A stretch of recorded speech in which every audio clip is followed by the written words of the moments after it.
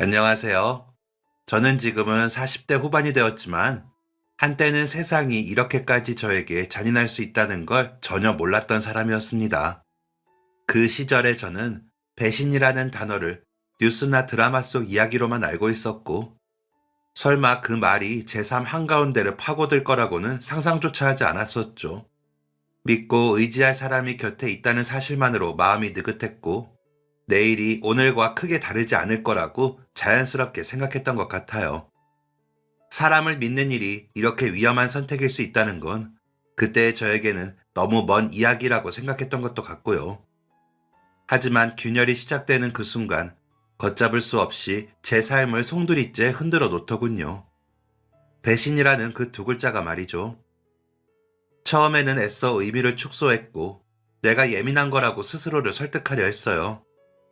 시간이 지나면 괜찮아질 거라고, 오해일 뿐이라고 믿고 싶었던 것 같아요. 하지만 그 믿음은 하나씩 무너졌고, 제 안에서는 설명하기 힘든 응어리진 감정들이 쌓여갔습니다. 분노와 슬픔, 자책과 혼란이 뒤섞여 밤마다 잠을 설치게 됐고, 낮에는 아무 일 없는 사람처럼 웃는 법만 늘어가면서요. 저에게는 제 감정보다 지켜야 할 존재가 있었기에 억지로 웃었어요. 그 고통에서 벗어나기까지는 정말 오랜 시간이 필요하더라고요. 단순히 상처를 잊는 문제가 아니었고, 무너진 신뢰를 다시 세우는 일은 생각보다 훨씬 더 어렵고 갈피를 잡기 힘들었거든요. 사람을 바라보는 눈, 관계를 대하는 태도, 나 자신을 믿는 방식까지 모두 바뀌어야 하는 일이었죠. 지금도 가끔 그 시절을 떠올리면 마음 한구석이 조용히 저려오지만, 그 기억이 없었다면 지금의 저는 존재하지 않았을지도 모릅니다. 아이 아빠를 처음 만난 건 대학 시절이었습니다. 같은 대학에 다니는 다른 과 남학생이 갑자기 저를 찾아와 말을 건 그 순간, 아이 아빠의 존재를 알게 되었던 거죠.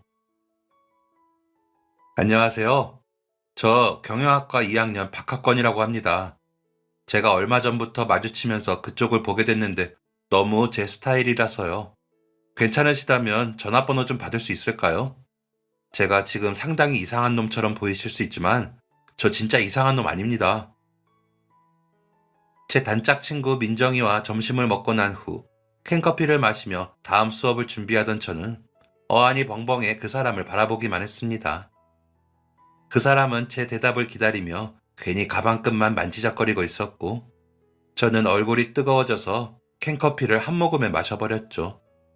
그때 옆에 있던 민정이가 제 팔꿈치를 살짝 찌르며 웃더라고요. 번호 주기 싫으면 싫다고 말해도 돼. 근데 표정 보니까 싫은 건 아닌데? 그 한마디에 우리는 긴장이 풀렸고, 결국 휴대폰을 꺼내 번호를 불러줬어요. 그렇게 우리의 첫 장면은 어설프고 조금 웃기게 끝났던 것 같아요. 전화번호를 물으며 이성을 만나기도 한다는 말을 듣긴 했지만, 저에게는 처음 있는 일이라 진짜 연락이 오기는 할까 의문을 품은 채 그 사람과 인사를 하고 돌아섰죠. 크게 의미를 두지도 않은 것 같아요. 전화가 와도 그만, 안 와도 그만이라고 생각했으니까요. 그런데 그날 저녁 정말로 전화가 왔습니다. 안녕하세요. 저 아까 연락처 물어본 박학권입니다. 그렇게 시작된 대화는 의미 없는 안부부터 시작해 수업 이야기, 좋아하는 영화 이야기까지 이어졌죠. 나이가 동갑이라 그런지 서로 통하는 게 많더라고요. 별 이야기도 아니었는데 얼마나 재밌던지 시간이 가는 것도 모르겠더군요. 통화가 끝났을 때는 새벽이 가까워져 있어서 깜짝 놀랄 정도로요. 그리고 나서 다음 날부터 이상하게 우리는 캠퍼스에서 자주 마주쳤어요. 그 사람 말로는 일부러는 아니라는데 도서관 앞, 학생회관, 자판기 근처에서 자연스럽게 마주치는 횟수가 늘어가며 익숙하게 인사를 나누게 되더라고요. 며칠이 지나자 어느새 같이 다니는 게 너무 당연해지면서 약속하고 만나기 시작했죠. 사귀기로 한 날도 거창하지 않았습니다. 벚꽃이 막 지기 시작하던 날 저녁, 학교 뒤 작은 공원에서 그 사람이 조심스럽게 한 말 한마디로 연인이 되었으니까요. 우리 서로 말만 안 했지 이미 연인 같은데 이제 우리 연인이 될까? 뭣도 없는 그 말이 어쩐지 마음에 깊이 박혀서 저는 웃으면서 고개를 끄덕이며 연인이 되기로 약속을 했죠. 그 순간부터 우리는 주변에서 보기 드문 커플이 됐어요. 저희를 아는 주변 사람들은 저희에게 늘 말했거든요. 너희들은 진짜 잘 어울린다. 너희처럼 서로 잘하는 커플은 처음 봐. 성격도 웃는 타이밍도 말없이 걸을 때의 속도까지도 묘하게 비슷하다더군요.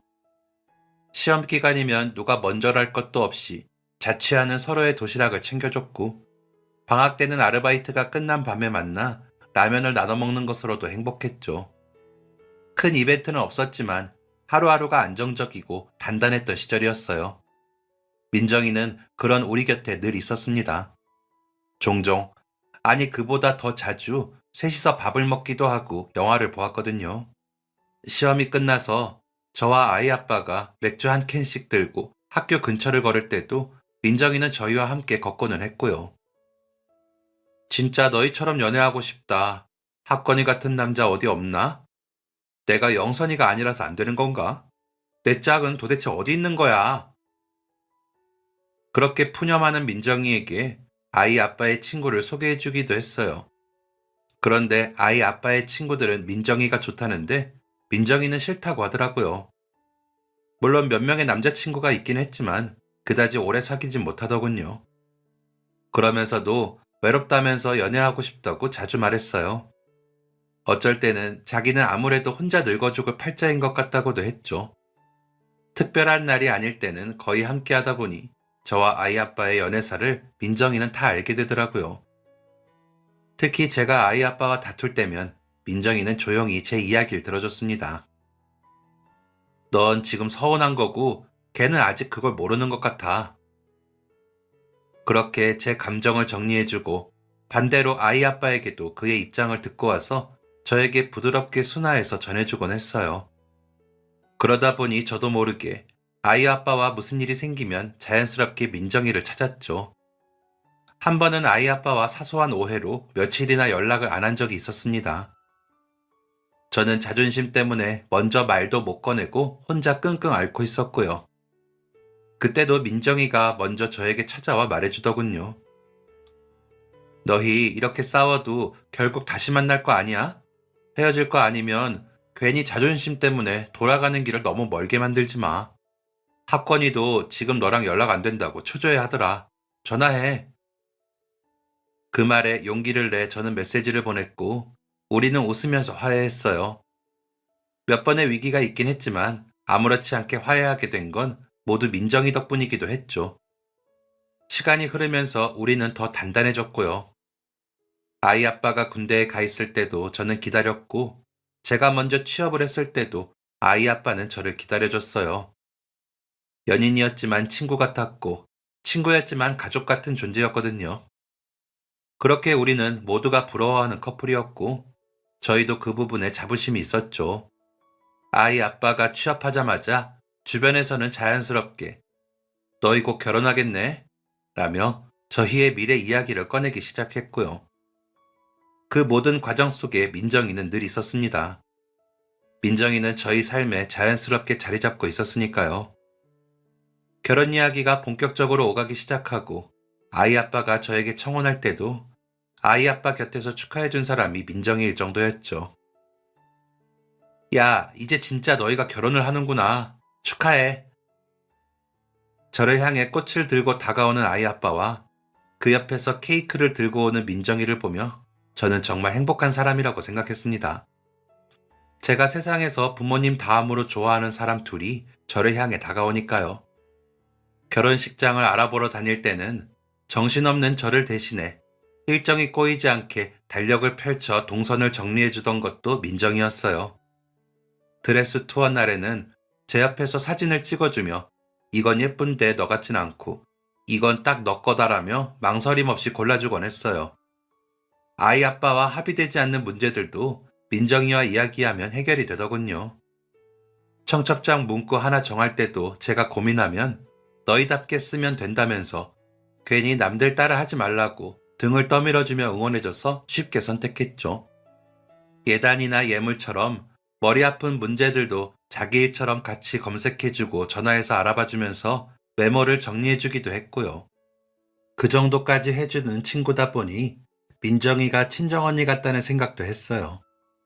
오죽하면 저희 엄마가 민정이 같은 친구가 어디 있냐고 하실 정도였으니까요. 그래서 저는 진짜 행복한 사람이라고 생각했던 것 같아요.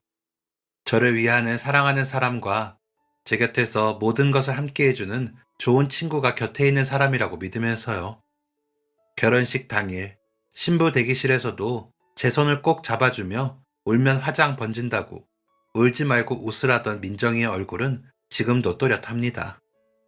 그러다 식이 시작되고 자신이 먼저 눈물을 닦던 것도 민정이었죠. 그 모습을 바라보며 민정이에게도 좋은 사람이 생겨 결혼할 때 저도 민정이처럼 해주면서 민정이도 행복하게 해주겠다고 생각했어요. 민정이가 저에게 한 것보다 더 잘하겠다면서요. 신혼이 시작되고 나서도 민정이는 변하지 않고 저에게 잘했습니다. 주말이면 과일이나 빵을 들고 자연스럽게 저희 집에 들렀고, 아이 아빠가 야근하는 날이면 저와 둘이 소파에 앉아 드라마를 보며 쓸데없는 이야기를 나누면서 웃곤 했죠. 이 집은 올 때마다 편하다는 말과 함께 슬리퍼를 꺼내 신는 민정이의 모습도 이상하지 않았고, 이미 가족처럼 느껴질 정도로 익숙한 장면이었어요. 늦게 퇴근한 아이 아빠와 맥주 한 잔씩 하고 집에서 자고 갈 때도 많았고요. 그러다 제가 임신 소식을 알렸을 때도 민정이는 울면서 자기가 이모가 되는 거냐고 연거푸 물으며 좋아하더군요. 임신 중에는 입덧이 심한 저를 위해 퇴근길에 제가 먹을 수 있는 것을 골라 냉장고를 채워주며 살뜰히 저를 챙겼죠. 병원 검진 날이면 검사 결과가 어땠냐며 긴장한 목소리로 전화를 걸어왔습니다.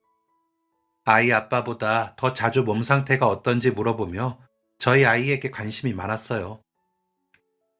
나는 경험이 없어서 모르니까 더 신경 쓰이고 걱정돼. 그렇게 말하는 민정이에게 저는 그렇게 말하곤 했죠. 내가 너 결혼하고 아기 낳을 때 너처럼 다 할게. 아이 아빠도 너 아니었으면 우리 어쩔 뻔했냐면서 고맙다더라. 그러면 민정이는 웃기만 했지만 정말 고마웠어요. 민정이는 그 후로도 저에게 많은 도움이 되어주었거든요. 아이를 낳고 산후조리원에 있을 때도 민정이는 거의 매일 메시지를 보냈고, 산후조리원에서 퇴소해 집으로 돌아온 뒤에는 더 자주 집에 들러주었고요. 하루 종일 제 품에 있던 아이를 안아주며 제가 잠깐이라도 쉴 수 있게 도와줬죠. 제 팔이 떨리는 걸 보더니 아이를 받아 안으며 너 좀 쉬라고 말하던 그 순간 저는 그 말이 얼마나 고마웠는지 모릅니다. 거기에 그치지 않고 아이 옷을 정리해주고 젖병을 삶아주는 모습을 보며 제가 울컥해 눈물을 닦을 때는 아무 말 없이 옆에 앉아 있어 주더군요.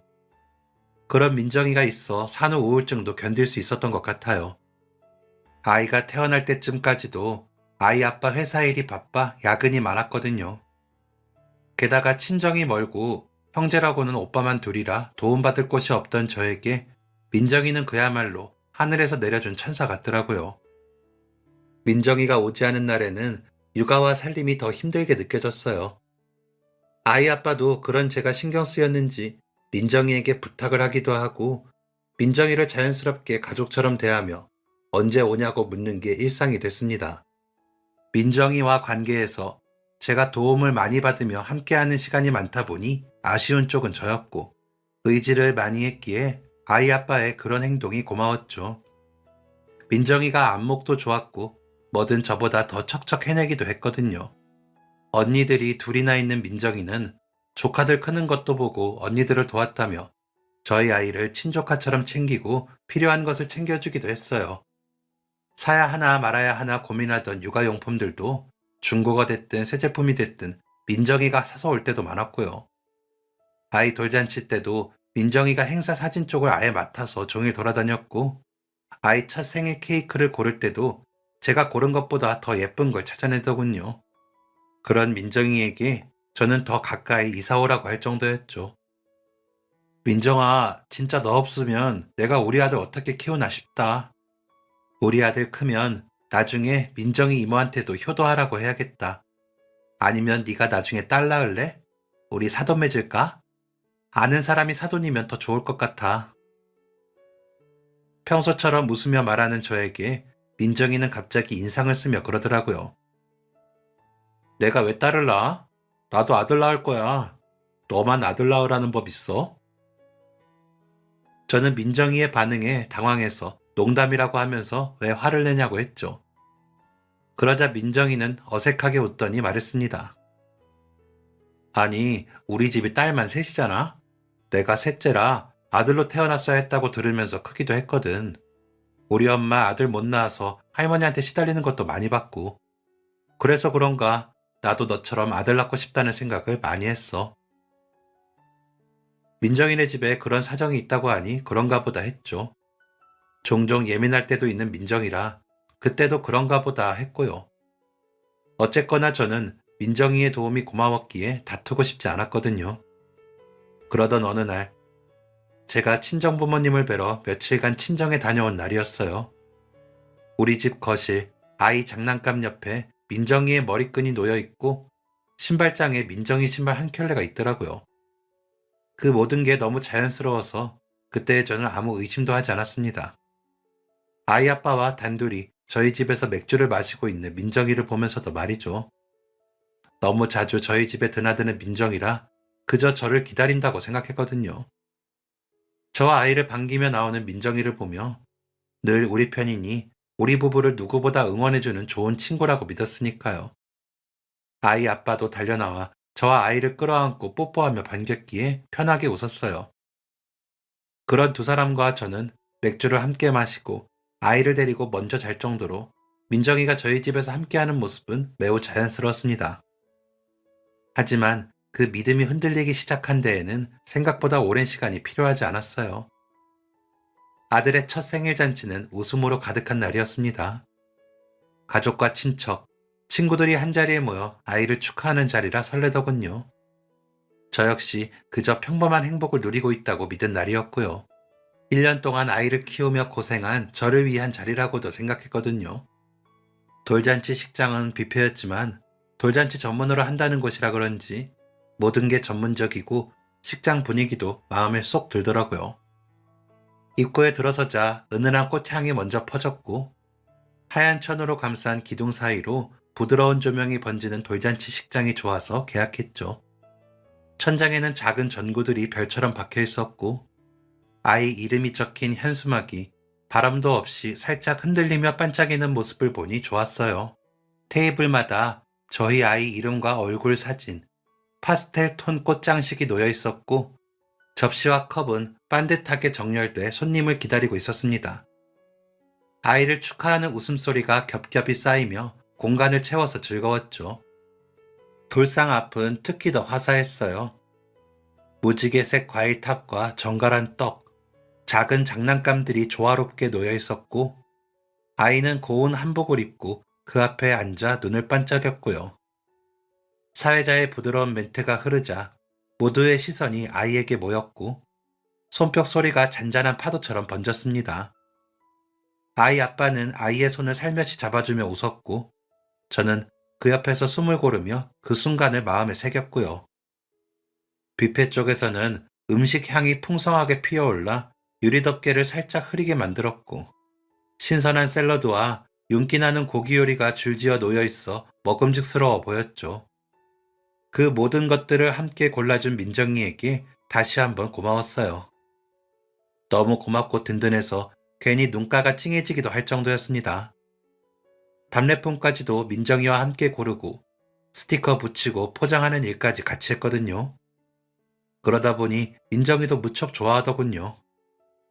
사진 촬영 시간이 되어 배경막 앞에 모두 모여 사진을 찍을 때도 저희 부부는 민정이를 저희 사이에 세우고 사진을 찍었어요. 아이가 낯선 플래시에 놀라 울음을 터뜨릴 뻔했을 때도 민정이 덕을 봤죠. 민정이가 흔들어주는 장난감 소리에 아이가 금세 웃음을 되찾았고 그 웃음이 셔터 소리와 함께 고정됐습니다. 민정이는 돌잔치 내내 저희 옆에서 아이 옷매무새를 다정하게 정리해주며 연신 예쁘다고 말하면서 저와 아이 아빠까지 챙겨주더라고요. 그 모습이 자연스러웠고 이 자리에 또 다른 주인공이 민정이라고 느껴졌어요. 행사가 마무리될 즈음 케이크에 불이 켜졌고 모두 함께 노래를 불렀습니다. 촛불이 흔들리며 얼굴을 따뜻하게 비추고 박수가 다시 한번 크게 터졌죠. 아이 아빠와 저는 아이를 품에 안고 고개를 숙여 인사했습니다. 그날의 공기는 달콤했고 웃음은 쉽게 사라질 것 같지 않았어요. 적어도 그 순간만큼은 세상이 우리 편인 것처럼 보이기도 했고요. 그러다 문득 사회자가 아이 아빠를 바라보는 시선이 이상하다는 걸 느낀 건 식이 한참 진행된 뒤였어요. 행사 초반부터 밝고 또렷하게 멘트를 이어가던 사람이었는데 아이 아빠 쪽을 볼 때마다 미세하게 고개를 갸웃거리더군요. 행사 사회자가 그러니 이상하고 기분이 나쁘면서 그 표정이 자꾸 눈에 밟혔습니다. 괜히 신경 쓰여 제가 주시하자 사회자는 시선을 피하려 하더라고요. 그 모습에 마음 한구석이 서늘해졌죠. 그러면서도 좋은 날이니 좋게 마무리하자는 마음으로 무시했어요. 식이 끝나고 손님들이 식사를 어느 정도 마치신 후 저와 아이 아빠 민정이는 밥을 먹으려고 음식을 담으러 가다가 저는 화장실에 들렀습니다. 손을 씻고 나오려는데 누군가 제 아이 이름을 조심스럽게 부르더라고요. 민석이 어머님, 이렇게요. 뒤돌아보니 아까 그 사회자가 서 있더군요. 주변을 살피던 그는 낮은 목소리로 사모님, 잠깐만요. 라고 말하더니 제 손에 명함 한 장을 쥐어줬습니다. 저는 그 손길에 깜짝 놀랐어요. 저를 어떻게 봤으면 아이 엄마에게 이런 짓을 하나 싶었거든요. 제가 놀라서 바라보자 사회자는 이 말만 남기고 서둘러 나가버렸죠. 이상하게 생각하지 마시고 연락 한 번만 주세요. 사장님에 대해 아셔야 할 게 있어서 드릴 말씀이 있어요. 꼭 연락 주세요. 꼭이요. 그렇게 돌아서는 사회자의 뒷모습을 바라보며 심장이 빠르게 뛰기 시작했습니다. 아이 돌잔치에서 처음 본 사람이고 게다가 행사 내내 아이 아빠를 이상하게 바라보던 그 사람의 명함을 쥐고 있으니 혼란스러웠거든요. 그날 받은 그 명함이 정말로 제 인생을 바꾸게 될 줄은 그때는 상상도 못한 채로요. 집으로 돌아오는 길에도 머릿속이 복잡하더군요. 그 와중에도 아이 아빠는 아이를 안고 웃고 있었죠. 돌잔치를 마치고 집으로 돌아오면서 친구들은 각자 찍은 사진을 보내주며 오늘 너무 보기 좋은 한 가족이었다고 메시지를 보내왔어요. 특히 민정이는 평소처럼 다정한 말을 건넸습니다. 너희 진짜 부럽다. 가정도 안정적이고 앞으로도 민석이 잘 키우자. 이상하게 그날따라 그 말이 왜 그렇게 목에 걸렸는지 모르겠어요. 저는 그저 피곤해서 예민해진 거라 스스로를 달래며 잠자리에 들었습니다. 하지만 새벽이 되어 깬 잠은 쉽게 다시 오지 않더라고요. 가방 안에 넣어놓은 사회자의 명함과 사회자의 표정이 떠올랐거든요. 게다가 한 친구가 보내온 메시지도 마음에 걸렸죠. 학권이랑 너, 아기랑 오늘 진짜 예쁘더라. 그런데 민정이는 너무 격없이 지내는 거 아니야? 아무리 친해도 조금 지나치더라. 누가 보면 한복만 안 입었지 민정이가 아기 엄마라고 해도 믿을 것 같아. 너도 학권이도 민정이랑 적당히 거리를 좀 둬. 그래야 민정이도 시집을 가지. 우리도 이제 30대야. 다른 때 같으면 웃어 넘겼을 말이었지만 그날은 그게 안 되더라고요. 그래서 날이 새도록 잠을 자지 못하고 운동을 다녀오겠다며 나가는 아이 아빠에게 잘 다녀오라고 배웅을 하고도 한참을 고민했어요. 그러다 결국 휴대폰을 집어들고 명함에 적힌 번호를 눌렀습니다. 신호음이 몇 번 울린 뒤 상대방이 전화를 받더군요. 민석이 어머님이시죠? 연락 주실 줄 알았습니다. 통화는 그리 길지 않았습니다. 다음 날 사람들이 많지 않은 조용한 카페에서 만나기로 하고 끊었거든요. 아이를 데리고 나가야 하는 저를 배려해 저희 동네에서 가까운 곳으로 약속 장소를 정하면서까지 사회자는 약속을 잡아주더라고요. 그것이 호의인지는 모르겠지만 만나서 이야기를 들어봐야 한다고 생각했어요. 맞아요.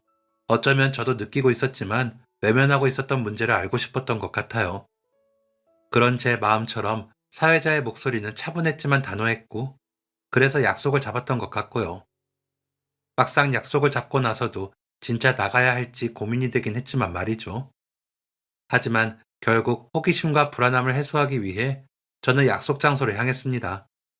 저보다 먼저 나와 있던 사회자는 다시 한번 자신을 홍지훈이라고 소개했고 평일에는 카페에서 일하고 주말에는 각종 행사, 사회 아르바이트를 한다더군요. 돌잔치 사회도 그렇게 맡게 된 일이었다면서 자신의 일을 소개했어요. 그러더니 제가 무슨 일로 보자고 하신 건지 이야기를 마치기도 전에 사회자는 말을 끊고 먼저 입을 열었습니다. 제가 이렇게 말씀드리는 게 실례일 수 있다는 걸 알고 있습니다. 그런데 남편분을 보면서 계속 마음에 걸리더라고요. 분명히 어디선가 본 얼굴이었거든요. 사회자는 처음엔 착각이라고 생각했다고 하더군요. 하지만 객석 한쪽에 앉아있던 여자를 보고 확신이 들었다고 하더라고요.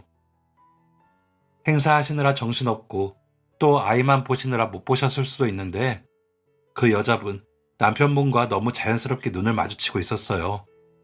그리고 제가 남편분을 본 장면 속 그 여자와 인상차기가 같아서 더 놀라기도 했고요.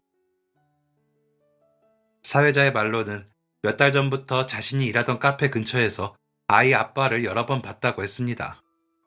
올 때마다 1시간 정도 있다가 갔기에 정확히 기억한다더군요. 항상 그 여자와 함께였고 팔짱을 끼거나 입을 맞추며 다정하게 웃는 모습이 서로를 무척 아끼면서 이야기하는 연인의 모습이었다고도 했고요.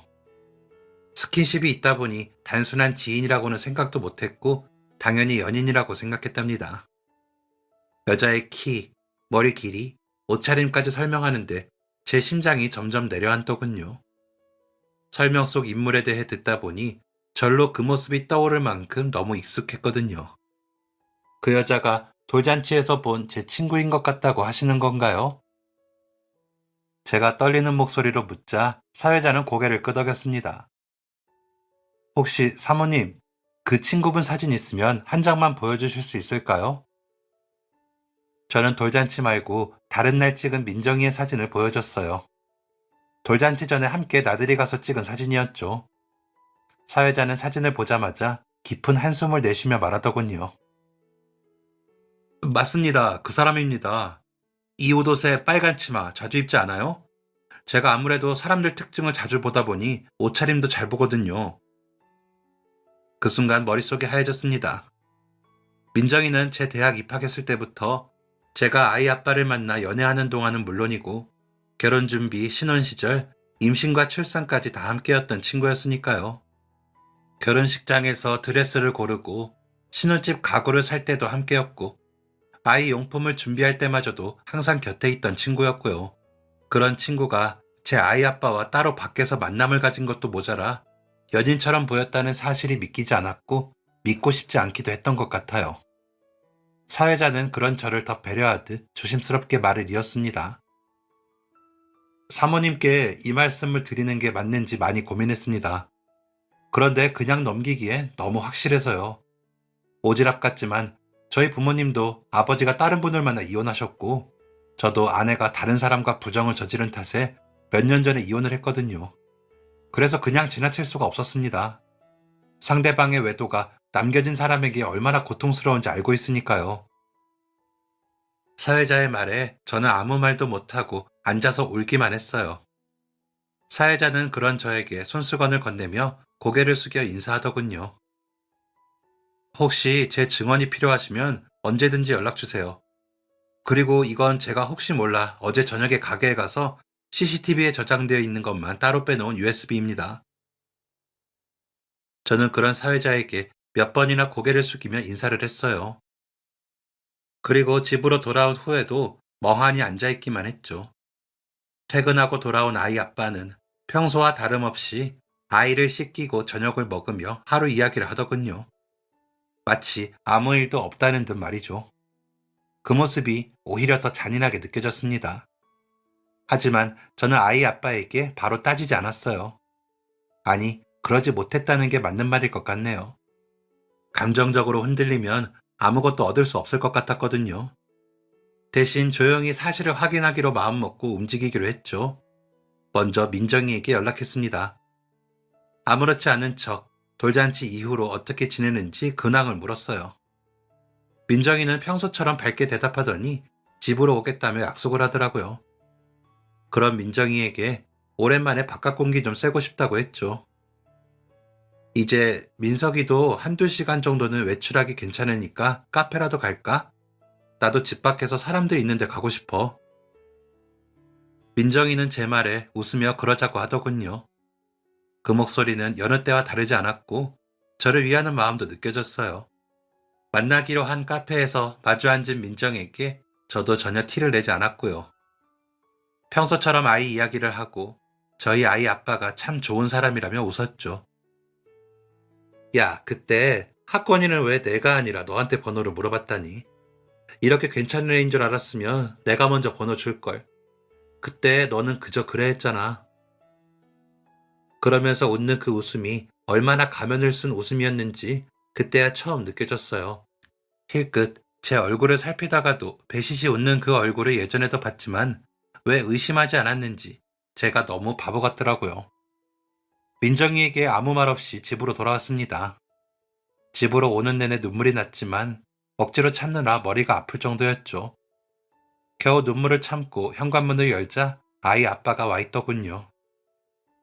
왜 혼자 와? 민정이는? 둘이 카페 가기로 했다며? 민정이 같이 오는 거 아니었어? 아무렇지 않게 민정이에 대해 묻는 아이 아빠를 보자 역함이 올라왔어요. 하지만 그런 아이 아빠에게 제 감정을 숨기려 안간힘을 쓰며 말했습니다. 민정이랑 통화했어? 나는 당신한테 나간다고 말도 안 했는데 민정이 만난 거 어떻게 알았어? 요즘 나보다 민정이랑 당신이 더 친한 것 같아? 그러자 아이 아빠는 순간 당황하더니 웃으며 말하더라고요. 아니, 아까 점심때 민정이랑 잠깐 통화했지. 돌잔치 끝나고 민정이한테 밥 먹자고 했었잖아. 당신이 민정이 아니었으면 돌잔치 못할 뻔했다고 하니까 나도 고마워서 언제 밥 먹을 건지 물어보다가 오늘 퇴근하고 당신이랑 카페 가기로 했다기에 같이 오는 줄 알았어. 아이 아빠는 그렇게 말하고 아이를 씻기러 욕실로 들어갔습니다. 저는 그 사이 아이 아빠의 휴대폰을 확인했어요. 비밀번호는 여전히 제 생일이더군요. 비밀번호를 누르는데 저도 모르게 눈물 한 방울이 떨어지더라고요. 아이 아빠의 실체를 확인하기 위해 제 생일을 누르며 휴대폰을 뒤지는 제 모습이 너무 비참하게 느껴졌거든요. 연애 시절부터 결혼 생활까지 함께한 9년의 시간이 순식간에 스쳐 지나가며 억장이 무너지는 것 같았고 어디서부터 잘못된 건지 모르겠더군요. 그런 마음으로 연 아이 아빠의 휴대폰에는 그동안 감춰왔던 비밀들이 차곡차곡 쌓여 있었습니다. 메시지와 통화 기록을 하나하나 보며 손이 떨릴 정도로 아이 아빠는 그동안 저를 속이고 있었더라고요. 민정이와의 대화는 이미 정리가 된 건지 볼 수 없었지만 누가 봐도 다정하게 찍은 두 사람의 사진들이 여러 장 남아 있었어요. 부들거리는 손으로 그 사진들을 제 휴대폰으로 전송하면서 정신을 붙들고 있기가 힘들더라고요. 그런데 더 놀라운 사실 하나를 발견하고 말았죠. 민정이 말고도 다른 여자와 메시지를 주고받은 흔적이 남아있더군요. 애인이라 불러도 부족함이 없는 내용들이었죠. 그 여자와는 이제 막 만남을 시작한 듯 아주 풋풋한 연인이었습니다. 그 메시지들을 보며 내가 아는 사람이 맞나 싶어 어지러웠어요. 사랑한다, 보고 싶다는 말은 물론이고 꿈속에서 만나자는 말까지 저에게 했던 애정어린 말들을 그대로 쓰고 있었으니까요. 화도 나고 분하기도 했지만 증거가 먼저라고 생각했습니다. 그래서 겨우 정신을 붙들고 그 메시지들까지 모두 제 휴대폰으로 전송했죠. 그때 아이 아빠가 아이 목욕을 마치고 나오는 게 보여서 휴대폰을 내려놓았고요. 오늘은 민석이가 물놀이 더 하고 싶다 해서 좀 더 놀았어. 감기 안 걸리게 드라이로 머리도 다 말렸고. 그런데 로션이 조금 건조한 것 같아. 다른 거 사야겠어. 민정이가 그때 이야기한 걸로 사봐. 민정이가 고른 건 다 좋다며. 개운해하며 즐겁게 이야기하는 아이 아빠가 늘 좋은 아빠로 보였었는데 그날은 징그러운 위선자로 보이더군요. 하지만 저는 성급하게 움직이지 않겠다고 다짐했던 걸 떠올리며 겨우 참아내고 아이 아빠에게 알겠다고만 했어요. 저에게는 지켜야 할 아이가 있었고 감정적인 폭발은 오히려 저를 불리하게 만들 수 있다고 생각했기에 증거를 더 모으기로 했습니다. 사회자에게 부탁해 아이 아빠를 봤던 날짜와 장소를 정리해달라고 했고요. 이미 CCTV 영상도 확보돼 있었기에 증거는 충분했지만 더 확실하게 하고 싶었어요. 동시에 아이 아빠의 금융기록과 일정도 차분히 살폈습니다. 아이 아빠가 인터넷 뱅킹을 쓰고 있는데 저도 비밀번호를 알고 있었거든요. 그 과정에서 아이 아빠가 민정이뿐 아니라 다른 여자와도 지속적으로 만나 데이트 비용으로 돈을 쓰고 있었다는 사실이 드러났습니다. 교회에 있는 데이트 코스인 곳은 모두 다 같더라고요. 민정이와는 마지막으로 한 번 더 만났고 그 자리에서 저는 조용히 물었습니다. 너 혹시 내 남편에 대해 나한테 할 말 있어? 제가 담담히 묻자 민정이는 잠시 흔들리는 듯 보였지만 이내 웃으며 고개를 저으면서 천연덕스럽게 무슨 말이냐고 묻더군요. 그 순간 저는 더 이상 친구로서의 연민도 필요 없다는 것을 확신했습니다. 그래서 자리에서 일어나며 민정이에게 말했어요. 나는 분명히 너에게 물었고 너는 대답하지 않은 거야. 제 말뜻을 못 알아들은 건지 민정이는 웃으며 무슨 말이야? 라고 하더군요. 그런 민정이를 뒤로하고 돌아오며 민정이와의 시간들이 떠올라 마음이 너무 아파 하마터면 그 자리에 주저앉을 뻔했습니다. 저를 능멸하고 제 아이 아빠와 연인 행세를 하고 돌아다닐 만큼 뻔뻔한 사람을 친구랍시고 믿고 의지한 바보 같은 제가 너무 싫어지면서 다리에 힘이 풀렸거든요. 그러면서 더 이상 그 두 사람을 지켜보고 싶지 않았어요.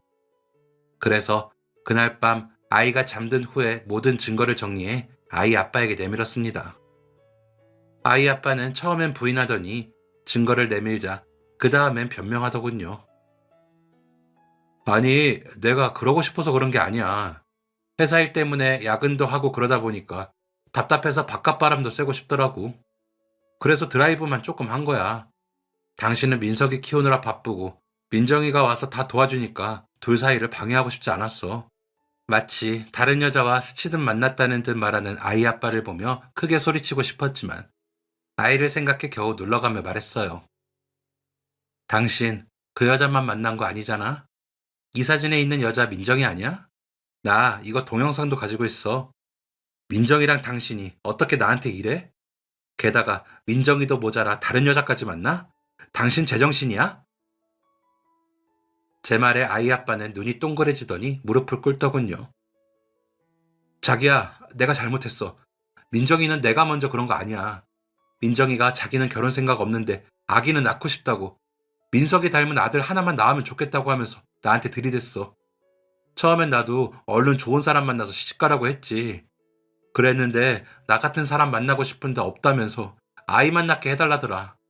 임신만 하면 자기가 다 알아서 한다고. 우리 민석이도 동생이랑 같이 크는 게 좋지 않겠냐고.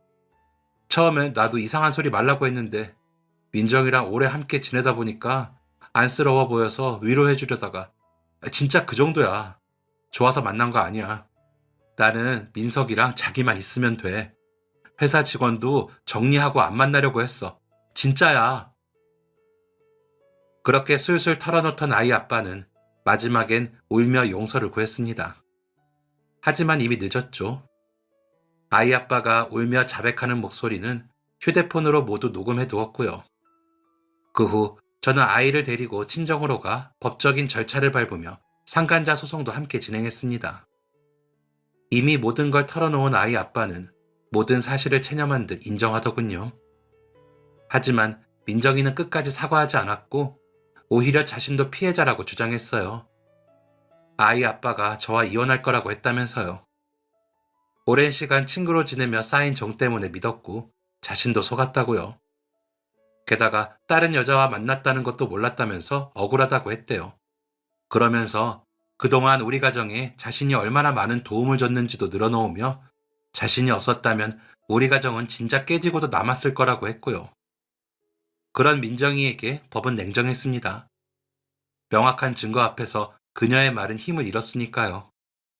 시간이 조금 걸리긴 했지만 저는 마음의 상처에 대한 금전적 보상을 받게 됐고 경제적인 부분뿐 아니라 아이의 양육권도 확보하게 되었죠. 무엇보다 거짓으로 쌓아올린 관계에서 벗어날 수 있었다는 게 가장 컸어요.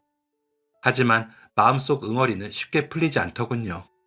부모님 다음으로 믿고 의지했던 두 사람에게 받은 상처가 너무 컸으니까요. 앞으로 누구를 만나도 쉽게 믿지 못할 것 같았습니다. 너무 바보같이 믿고 의지하느라 저를 속이는 것도 몰랐던 제 자신을 스스로 용서하기가 힘들었거든요.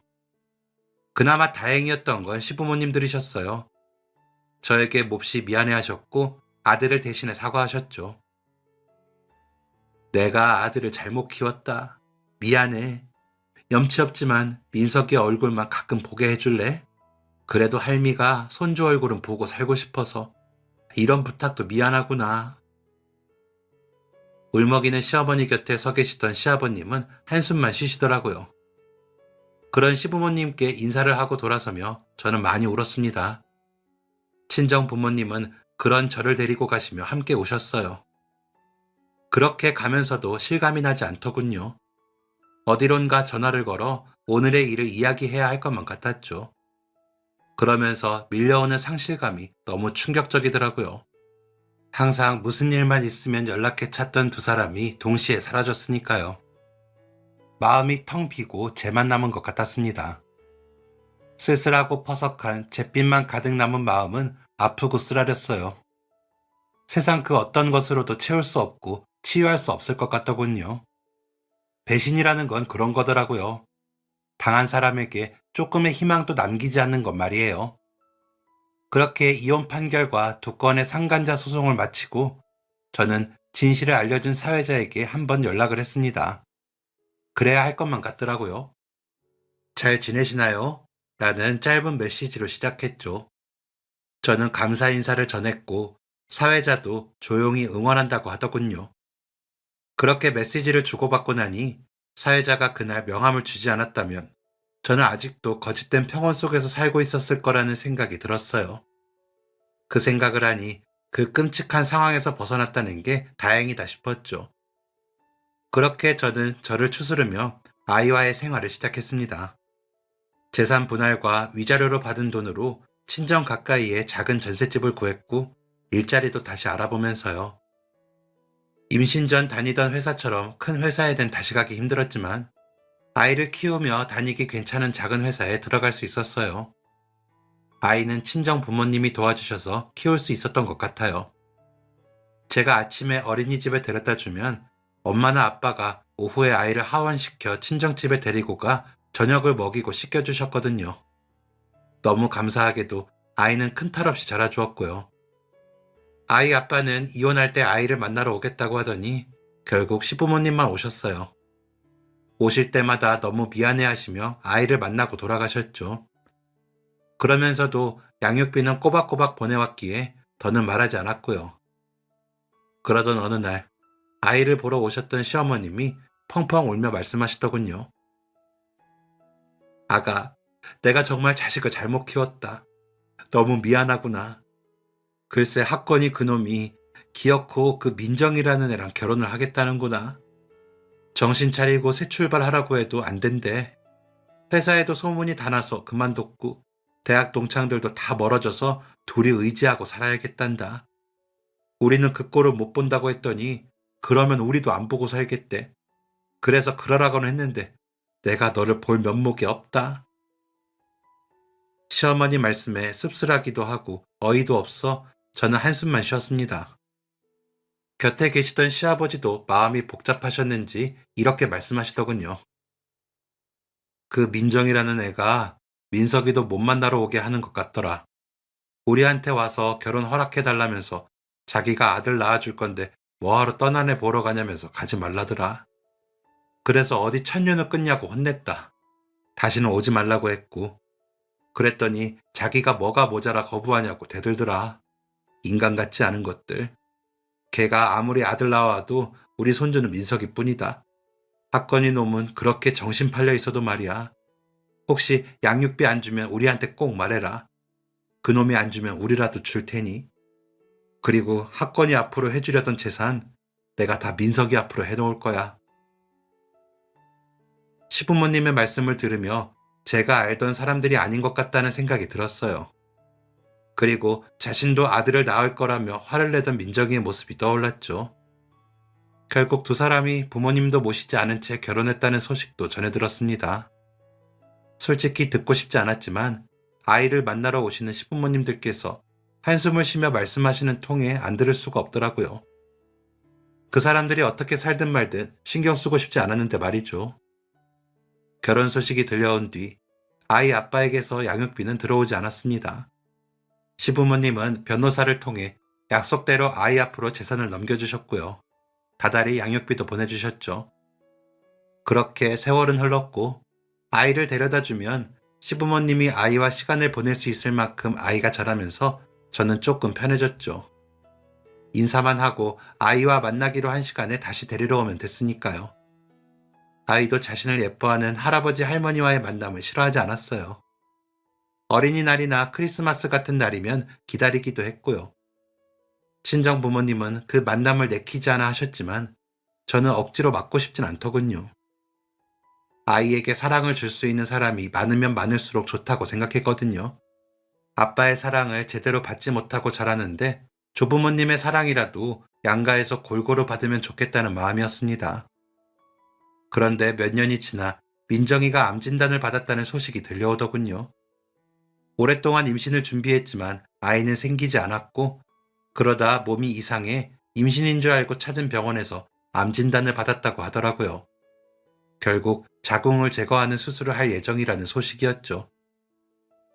마음씨를 곱게 써야 예쁜 아이도 만나고 몸도 성한 건데 그 사람들이 그렇게 벌을 받는가 보다.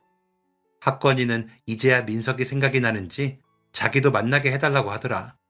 너한테 물어본다고 했어. 네가 싫다고 하면 지금까지처럼 우리만 만날게. 나도 괘씸해서 그놈한테 민석이 보여주기 싫은데 그래도 애비라고 자식 보고 싶다는데 어쩌겠니? 아이를 데려다 주러 갔다가 아이를 아빠와 만나게 해도 되겠냐고 묻는 시어머니를 바라보며 무슨 말을 해야 할지 모르겠더군요.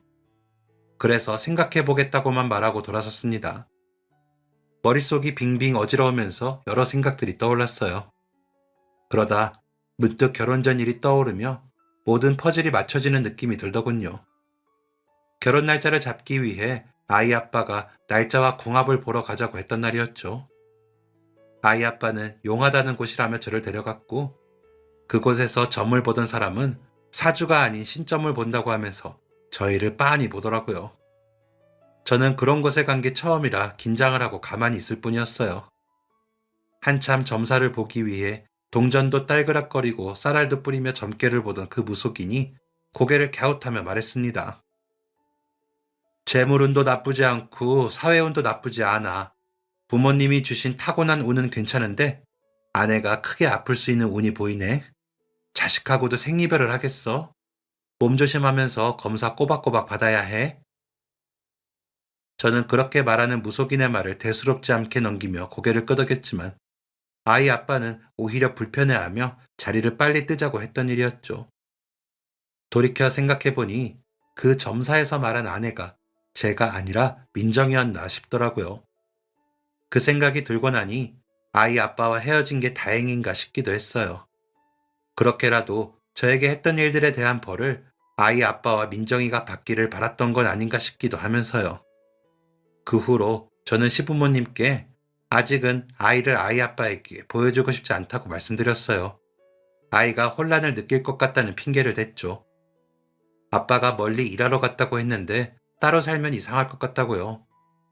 그랬더니 순순히 받아들여주신 시부모님 덕분에 아이가 중학교에 가기 전까지는 아이 아빠를 만나지 않고 지낼 수 있었습니다. 아빠를 만나고 온 아이는 그러더군요. 기억에도 없어서 그런지 그렇게 반갑지 않더라. 할 말도 별로 없고. 지나가다 마주친 아저씨 같았어. 그냥 할아버지 할머니만 만날래. 그런 아이에게 저까지 미안한 마음이 들었죠. 그 후로도 몇 번 아빠를 만나고 오더니 하루는 아이가 화를 내며 들어왔어요. 그래서 왜 그러냐고 물었더니 아빠를 다시는 보고 싶지 않다면서 말하더라고요. 아니, 결혼한 아줌마가 아픈데 왜 엄마 남자친구 있냐고 물어보는 거야? 진짜 이상해. 할머니도 하지 말라면서 말리는데 자꾸 물어봐. 그래서 엄마도 곧 결혼할 것 같다고 그랬어. 엄마도 선생님이랑 빨리 결혼해. 나는 선생님이면 찬성이야. 저는 그런 아이에게 웃어 보일 뿐이었어요. 아이와 함께 새로운 일상을 만들어가고 있는 중이었으니까요. 완벽하진 않지만 적어도 진실 위에 서 있는 삶을 살기 위해 노력하던 저에게 좋은 사람이 생겼고요. 처음에는 누군가를 만난다는 것 자체가 힘들었지만 아이가 먼저 좋아하는 사람이라 마음이 간 것 같아요. 아이를 대하는 모습이 제가 바라던 아빠의 모습이기도 했고요. 아이를 가르치던 학원 선생님이셔서 얼굴 볼 일은 없었는데 아이를 데리고 자전거도 타고 농구도 하는 모습을 보게 됐죠. 그런 선생님을 아이가 무척 따르며 좋아하길래 그런가 보다 했어요. 아빠의 빈자리를 그렇게 채우려는 것 같아 마음이 짠하긴 했지만요. 그런데 어느 날 아이가 그러더군요. 우리 수학쌤 결혼했다가 사모님이 편찮으셔서 10년 전에 돌아가셨대. 그 병수발 하느라 회사도 그만두셨고 여태까지 혼자 사신대. 사모님 돌아가시고 학원 일을 시작하신 거래. 진짜 순정파지? 엄마, 우리 수학쌤 어때? 그 말을 저는 웃고 넘겼는데 아이는 그게 아니었나 봐요. 일부러 선생님을 졸라 시부모님을 만나지 않는 주말마다 함께 운동도 가고 게임도 하더라고요. 그러면서 저더러 꼭 데리러 오라고 하더군요. 그렇게 만나 식사도 대접하고 차도 마시며 편해진 사람이라 그런지 저보다 아이가 더 좋아하면서 자꾸 데이트를 하라고 하면서요. 서로 쑥스러워만 하다가 서로 통했다고 할까요? 하지만 저와 그 사람은 아이가 대학 갈 때까지는 친구처럼 편하게 만나기로 했어요. 저에게는 아이가 제일 우선이라는 말에 그 사람도 그러자고 하더군요. 자신은 아이를 낳아본 적은 없지만 수많은 학생을 가르치며 아이 나이에 환경 변화가 얼마나 중요한지 안다면서요. 그래서 저와 그 사람, 아이는 서로 좋아하는 마음만 가지고 편하게 만나고 있습니다. 어쩌면 새로운 사람과도 언젠가는 헤어질 수도 있겠죠. 하지만 그보다 더 소중한 건 저라고 생각해요. 제가 흔들리지 않아야 소중한 제 아이를 지킬 수 있는 거니까요. 그런 걸 보면 배신은 사람을 무너뜨리기도 하지만 때로는 가장 단단하게 다시 세우기도 하나 봐요. 아들의 돌잔칫날 받은 명함 한 장으로 알게 된 배신으로 땅끝까지 무너지는 경험을 하긴 했지만 스스로 서는 법을 배운 거죠. 그래서 새로운 사람을 만났어도 의지하기보다 홀로 서서 제가 지켜야 할 존재인 아이를 지킬 수 있기도 하고요. 그래서 흔들리지 않으려고 합니다. 다시는 아프고 괴롭지 않으려면 그 수밖에 없는 것 같아요. 아직 마음이 다 나아지진 않아서 이런 생각이 드는 걸까요? 그리고 저는 이 아픈 이야기는 여기서 마무리하려 합니다. 누군가의 아내였고 누군가의 친구였지만 지금은 한 아이의 엄마로 살아가는 제 삶이 배신 하나로 완전히 부서졌던 이야기와 헤어지려고요. 물론 그 잔해 위에서 다시 방향을 정하는 법을 배우기도 했습니다. 그때 저는 믿음이 무너지면 인생도 끝나는 줄 알았지만 시간이 지나 보니 무너진 건 인생이 아니라 거짓 위에 세워진 관계들이었더군요. 아팠지만 그 덕분에 무엇을 지켜야 하는지 분명해졌기에 나아갈 수 있었죠. 이제 저는 누군가의 말보다 제 감정을 먼저 믿고 관계의 온기보다 경계를 먼저 생각합니다. 그렇다고 차갑게 살겠다는 뜻은 아니에요. 다만 다시는 제 삶의 중심을 타인에게 맡기지 않겠다는 다짐인 거죠. 아이와 함께하는 지금의 일상은 그만큼 조용하고 단단합니다. 크고 화려하진 않지만 적어도 거짓은 없으니까요. 웃음도 불안도 선택도 모두 제 몫이고 그게 오히려 마음을 편하게 해주더군요. 그래서 이 이야기를 읽는 여러분에게 단 하나만 전하고 싶습니다. 배신은 여러분이 약해서 당하는 일이 아니라 상대가 틀린 선택을 한 결과라는 것을 말이죠. 그리고 무너진 자리에서 다시 일어나는 건 생각보다 훨씬 아프고 느리지만 분명히 가능한 일이라는 것도요. 저는 여전히 완벽하지 않고 가끔은 흔들립니다. 그래도 이제는 압니다. 끝이라고 느꼈던 그 순간이 사실은 제 삶의 방향이 바뀌는 출발선이었다는 것을요. 제 이야기는 비극으로 시작했지만 적어도 지금의 저는 제 인생의 주인으로 열심히 그리고 힘차게 살아가고 있다는 것도요. 그러니 여러분, 저처럼 배신으로 힘드시다면 나아질 미래를 생각하세요. 분명 여러분의 고통은 지나가고 단단해지지만 여러분을 아프게 한 사람은 그 사람대로 저절로 아파질 거예요. 세상 이치가 그런 거라 하더라고요. 그래야 공평한 거 아닐까요? 지금까지 사연 들어주셔서 감사합니다. 사연이 재밌으셨다면 구독과 좋아요를 눌러주세요. 감사합니다. 안녕히 계세요.